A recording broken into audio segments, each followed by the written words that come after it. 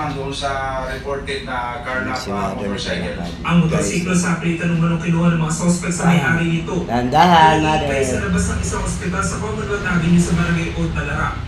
Agad na nakapagsumbong sa pulisya ang biktima. Lumapit itong dalawang suspect doon sa kanya at bumunot ang mga ito ng baril at pilit na hinagaw itong motorsiklo.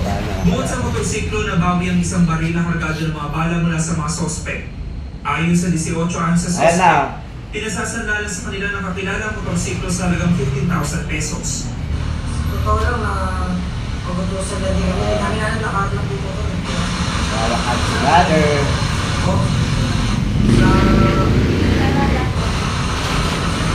Wala pa, maaga pa.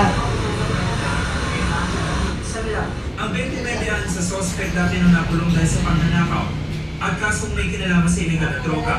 No comment po. Sa